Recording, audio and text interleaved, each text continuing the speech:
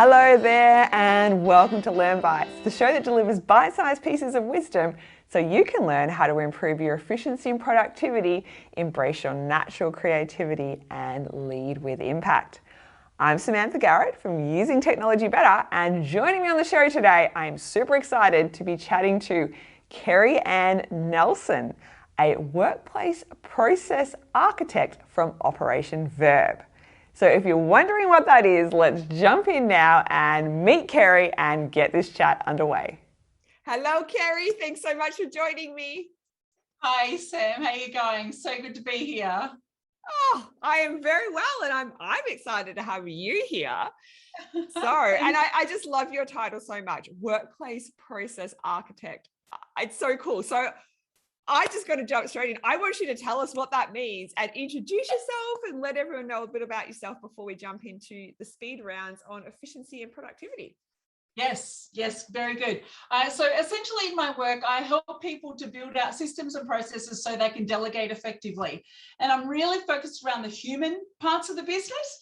And that's where I call it a workplace, whether it be a face-to-face workplace or increasingly a remote workplace. I help to put together those workflows so that the people know how to do what they need to do every day with confidence and independence, so that the owner can get on with growing the business, knowing that they're not tied to all of the work of that growth.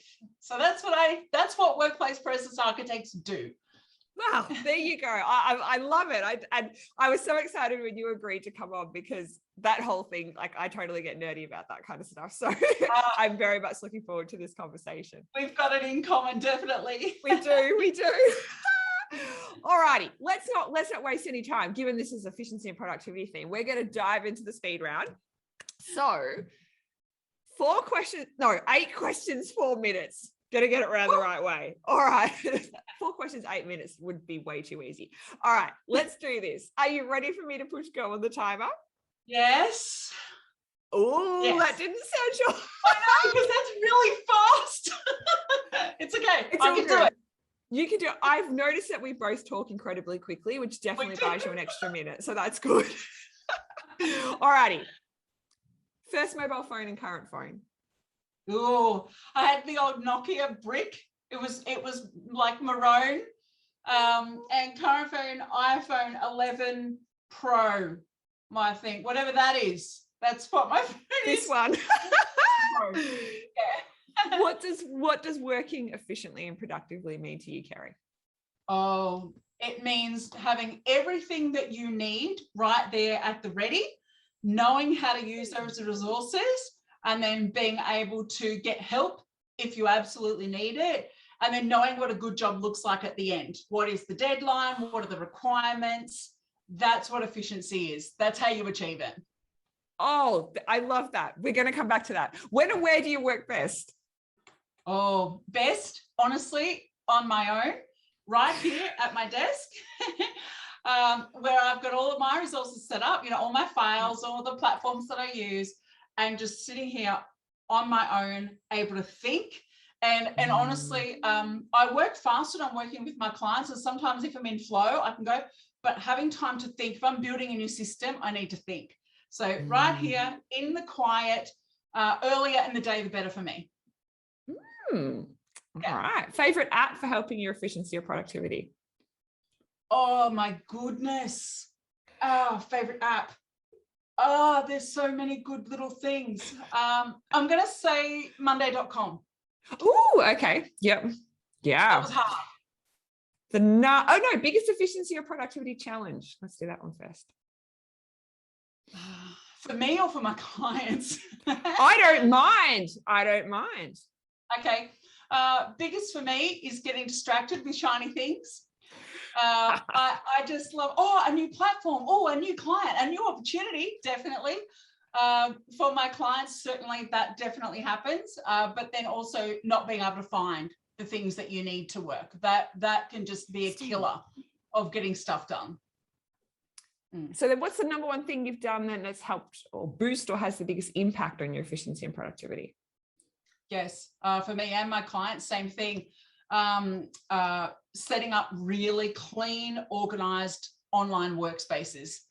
To do that, you need to know what the end goal looks like, and then you set up all the components and you start with your filing structure to make sure that everything, I know, well, it's so important because it's not just the structure for your filing, you know, in that structure, that's where you're building your workflows and you set up your emails with the same patterns and any other platforms.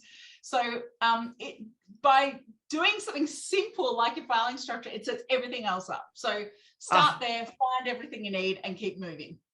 Oh, you're speaking my language. All right, we're ready to move on. You've got, by the way, a minute left and only 2 questions. So book, video or podcast you'd recommend to others? What is it, sorry? Book, video or podcast that you would recommend to others? Well, I can't not recommend my book, Freedom Machine by Kerry Anne Nelson. If you wanted to read someone else's book, I'm a big book fan, more than podcasts, then E-Myth by Michael Gerber or Clockwork by Mike Michalowicz. Oh, really we'll put all the links to them. That sounds awesome. All right, let's do this. One more. If you could save an hour each day and spend it doing something you're passionate about, how would you spend it? I would go with my family, always. The more time I can have with my children who are all grown up and my beautiful husband and my nieces, the better. Oh, yes. Lovely. You had nothing to worry about. 13 seconds. You are done. Congratulations. Awesome. So now the fun part. As people probably saw, for those watching the video, you saw my reaction when Kerry started talking about file structures because I get really excited about that kind of stuff. So I'd love to understand, in the beginning, you said, you know, working efficiently and productively. It's like having everything you need there at hand, but I also love knowing what a good job looks like. So yes. I'd love to understand a little bit more about that piece. And then just to, if you wanted to elaborate on that kind of why having everything organized is such a big part of efficiency and productivity. Yes. Oh, the floor is yours, Kerry. Oh, wonderful. So I think the two go hand in hand. When you know what the perfect, you know, the ideal outcome is, then you work backwards from there and you need to know what are the actions that need to take place. And so that could be done in a chart, or it could be done in a list of steps or a checklist, something really simple. You could literally do this with a pen and paper to get started, or like I use sticky notes for everything. So having those steps, but then looking and saying, okay, well, we've got these steps.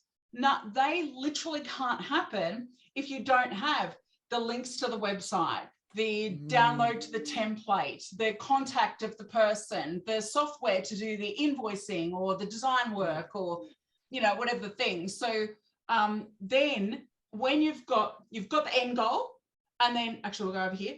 Yeah, end goal. And then everything, then you've got the steps leading to the end goal.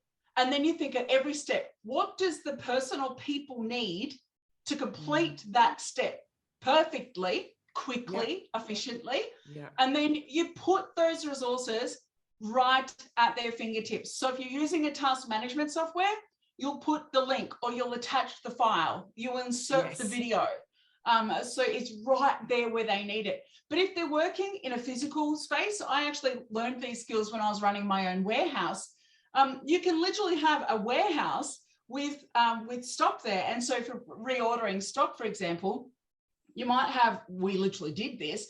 Yes, you've got your automated system, but the human operating the system, they need to know what to do. So let's say you've got 15 of a single line, you run it down to 3, and 3 is your reorder point. So you put, what we did, we put a little red card on top of item number 3.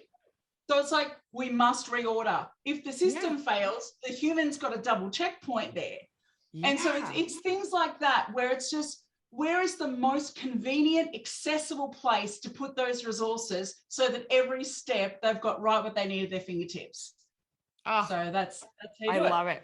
And it's so interesting because so many of the clients we see, what I have observed is these systems just grow organically, and there's never any planning or thought. What it reminds me of, so, you know, we're both in Australia, for anyone listening overseas. So Canberra is an amazing city in Australia because it was planned, right? So all the roads are in a certain direction and it's very structured and planned. And I love Canberra. And then you go to some cities literally that have just like spread out, like, and there was no planning. And that's kind of what makes me think about, right? So on one hand, it's messy and chaotic and there's all these one-way streets and you don't know where you're going. And then you've got something that's very organized. But so many organizations don't take the time to plan that kind of thing. They just let it grow. And then it almost feels like it's too hard. Yes, it's like Glebe in Sydney versus Fishwick in Canberra. So yeah, you don't want to have a glebe. And glebe is that where there's not enough parking, the streets are too narrow, so many one-way streets, you're easy to get lost and you're only 2 blocks away from where you need to be. And when you think of that as the metaphor, you're exactly right. It's that the person might be almost there. They might need the file that they need might be in the next folder that but they've already looked through 7. They've already wasted 20 minutes looking for the thing and it's right there, but it's not actually at their fingertips. Yeah. And the other thing I find is that so often now I'll have people go, oh, no, that's cool. We just use search, right? And I'm a great advocate of search. You know, I particularly love searching Google Drive and I'm always teaching people advanced search skills. But then that brings back to a really important point.